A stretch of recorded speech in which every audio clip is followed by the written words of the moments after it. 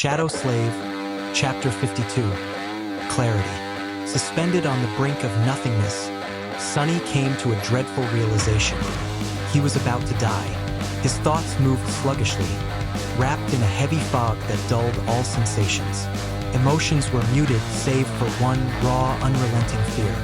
His body was mangled and his mind barely functioning. Yet some stubborn instinct deep within him refused to surrender. He wasn't ready to die. Not like this. Not without fighting with everything he had. The idea of letting the world win, of giving in, filled him with disgust. That simply wouldn't do. Hadn't he sworn to Hero that he'd survive, just to spite everyone? Exactly. Liar or not, a vow was still a vow. But how was survival even possible now? Every angle of the situation screamed doom. The scythe-wielding horror crept closer, its crimson eyes glowing with murderous delight. Sunny strained to think through the haze clouding his thoughts, but his efforts were scattered and feeble. He needed something solid, point of focus, and then a phrase he'd repeated to himself countless times surfaced, steadying his mind. Repetition, experience, clarity. Clarity, he recalled Nephi's lesson. The essence of battle was murder. In a fight, everything boiled down to two goals: destroy your enemy or stop them from destroying you. Understanding that would lead to mental mastery. Back then, those words had felt cryptic. But now, hovering on the edge of death, they made perfect sense. Two unshakable truths, kill or be killed, became anchors in the storm of his mind. He clung to them, reshaping his thoughts around their brutal logic. And suddenly, his mind cleared. His thinking snapped into focus, sharp, fast, and efficient. This was clarity. With newfound calm, Sunny stared at the monster steadily approaching. His body was wrecked, completely unresponsive. He couldn't move a muscle. His shadow still obeyed him, but it was busy performing a crucial task, keeping him alive just a bit longer. Still, his odds were grim, but that was irrelevant. Worrying about the impossible was a waste of time. His memories were inaccessible without movement. That left him with only one asset, the Echo. The Carapace scavenger would have to be his only hope. Either it would destroy the enemy or prevent the enemy from destroying him. The creature drew near, its mandibles twitching, thick saliva pouring from its jaws in slimy streams. In a lightning flash, Sunny took in every detail: the jagged edges of its armor, the grotesque scratches and wear. The hilt of Nephi's sword still jutted out of the beast's body, drenched in glowing blue ichor. What a hideous thing! Though honestly, he had to admit, it was a terrifyingly majestic creature. With its blood-red markings and a form crafted for killing, the monster was both fearsome and strangely magnificent. Helpless to act, Sunny could only lie there as it loomed over his battered body. The scythe arms lifted, ready to deliver the final strike. Locking eyes with the beast, he muttered inwardly, "Die, you giant cockroach." The scythes plunged down, and then, at the last possible instant, a large form barreled into the creature, hurling it aside. It was Sunny's Echo.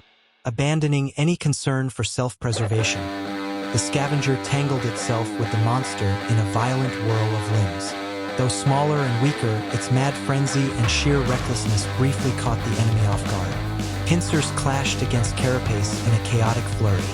Thunder faded behind the screech of armor clashing. Though the monster's shell resisted, cracks began to appear. But the Echo was no match in terms of brute force. Even pinned, the monster slashed with a scythe, slicing off one of the scavenger's pincers. Then, with a violent heave, it hurled the smaller creature away. In doing so, the already injured rear leg broke off. Yet the beast didn't even flinch. It rose, trembling with fury. Another furious shriek pierced the storm, stabbing into Sunny's ears. What now? He wondered, briefly lost. Then, the unexpected happened. As the Centurion moved to finish the Echo, it had to shift its balance due to the missing leg. At that moment, lightning struck the island. The hilt of Nephi's sword, still embedded in the beast, acted like a lightning rod. A torrent of electricity blasted through its body. With a blinding flash, it collapsed smoke trailing from its cracked shell. Electric arcs shimmered across its body, accumulating in the crimson markings. The red lines turned white-hot, glowing incandescent. Sunny blinked. It's glowing. For a fleeting moment, he dared to hope. But no, such a monster wouldn't fall to just one bolt. Soon, the creature stirred, twitching as it regained motion. Groggy but alive, it scraped its sides against the ground, rising to attack again. But suddenly, Nephice was there. She gripped the sword's hilt, wincing from the heat, twisted it savagely, and yanked it free. Armor plates shattered with the motion. The monster struck out at her, but she danced away, countering with a swing of the white-hot blade. It cleaved through one of its arms cleanly, sending the scythe sailing through the air in a spray of blue blood. The Centurion roared and kicked her aside. Nephice tumbled, losing hold of the sword. Her eyes dulled for a moment. The monster, enraged, reared back and bellowed, then lunged at her, but its path was blocked once again. The scavenger returned. With its remaining pincer, it stabbed into the wide gap left by the sword, pushing deep and twisting. The attack tore through the Centurion's insides. In a final surge, the echo even lifted the monster into the air.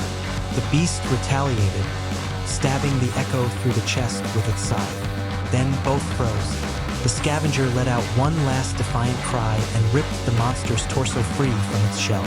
Then it stumbled and collapsed. Sunny dismissed the echo, praying it would endure. He wasn't doing much better himself. The spell's voice rang out distantly. You have slain an awakened creature, Carapace Centurion. You have obtained a memory, Starlight Legion armor. Your shadow grows stronger. I won. He closed his eyes, finally allowing the agony and weariness to flood him. The fog crept back in, dulling his senses until the world no longer felt real. He was so tired, and he couldn't breathe. Choking on blood was unpleasant. As darkness closed in, he heard someone rushing toward him. Then, two gentle hands touched his face.